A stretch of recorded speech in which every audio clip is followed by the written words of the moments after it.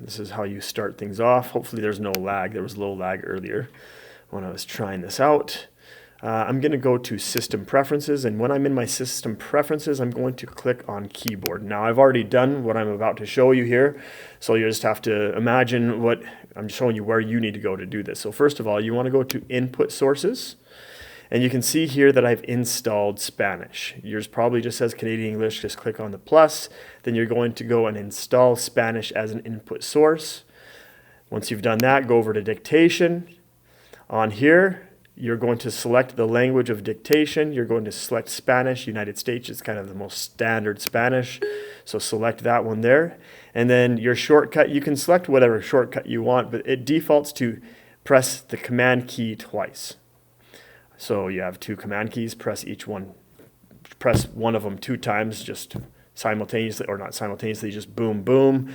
And then your microphone is going to come up and dictation is enabled. So I'm going to close this up now and I'm going to go to a lesson. I just picked a random lesson here on Duolingo.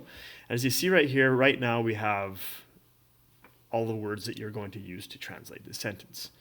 Now, I'm going to actually make this harder. And in this case here, it's asking you to translate into English. So I'm going to press my Command key twice. Now, in this case here, you could type in because it's not speaking Spanish. Oops. Let me pick a different language. I'm going to go to English.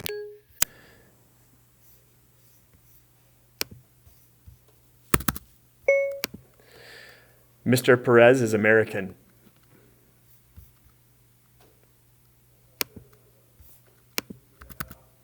Mr. Perez is American. Okay, let's continue on here. So this is again in English. So I'm going to just buzz through here until I get to a section where I can actually type in Spanish. In other words, speak in Spanish.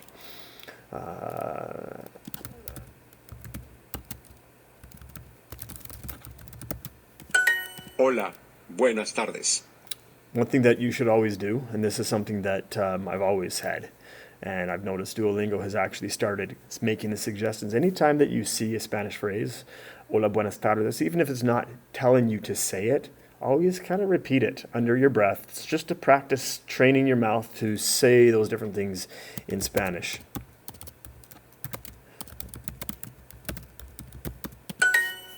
Hasta luego, señorita Rivera. Hasta luego, señorita Rivera.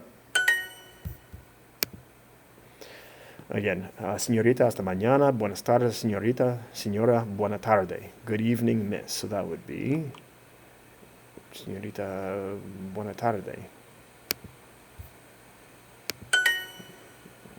Señor Albert, ¿cómo está usted? That was actually a mistake right there. We caught Duolingo. I should have flagged it. Okay, let's listen to that again. Señor Albert, ¿cómo está usted? Señor Albert, ¿cómo está usted? Señor Albert, ¿cómo está usted? I can't tell what the last name is that they're saying. Señor Albert, ¿cómo está Albert? usted? Okay, let's dictate this, okay? Command.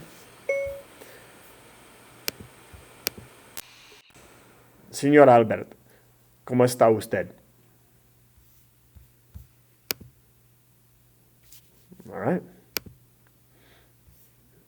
So that's basically it. So you can use that and you get better at it as you go. Seeing every time that you have a sentence in Spanish to input, you can just command twice. It'll already be set to Spanish. You don't need to use it for English, but it's a really good way to practice. Are there easier ways to do it? Yeah. Click on Make Easier. Is it better? No, right? You're going to get more practice in by using these types of tools. It's kind of like, when we did the Spanish dictation on the Google Doc. It's the same sort of idea, right? It's kind of helping you to pronounce things the way that they're supposed to be pronounced and giving you that extra practice. So hopefully you found that helpful. Take good care of yourselves.